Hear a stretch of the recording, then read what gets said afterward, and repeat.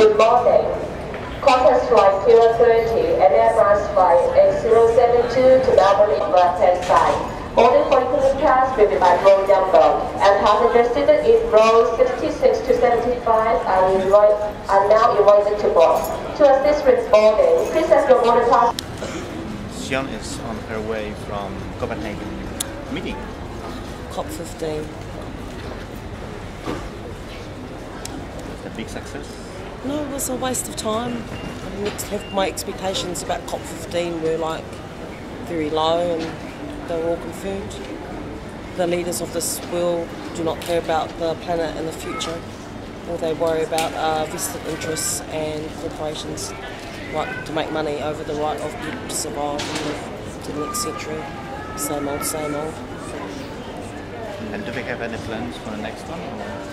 The next one is no. The next one will be in Mexico next year, but I will not waste my time to go. The Pacific Islands needed a 40 to 50% cut in emissions to survive. That has not happened. So I think my work will be making sure that Pacific Islanders do not get treated like animals when they have to leave their homelands.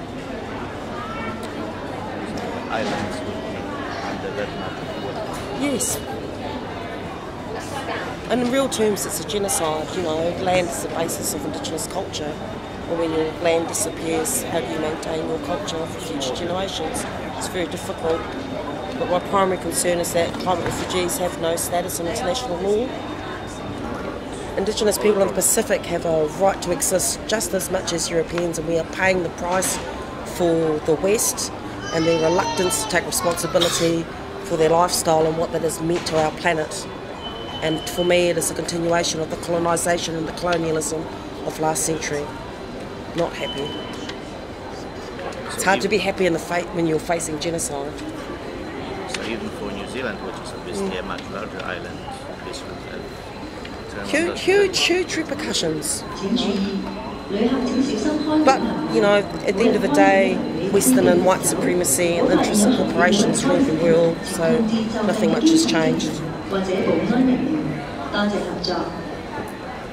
they didn't come to any strict conclusion or any... No binding agreement. I live in the people of the Kulin Nations, which people most know as Melbourne.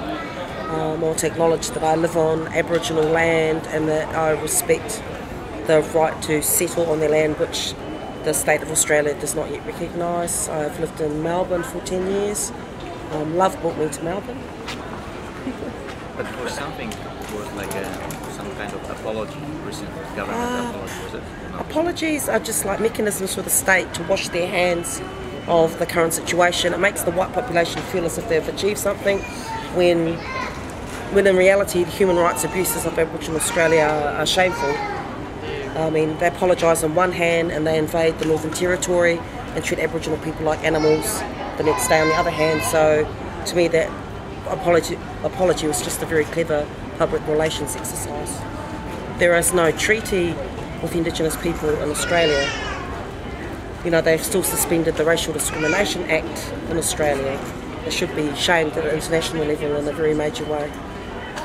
So at least in New Zealand they have this treaty, right? Which is still not clear what...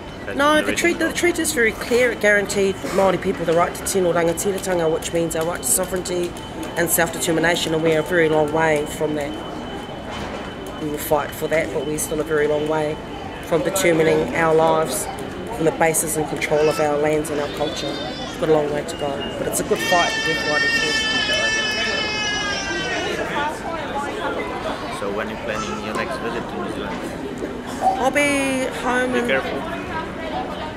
Aotearoa in February on Waitangi Day to protest and to see my family. See my mother and my father, my sister. I think you did a great job. Thank you.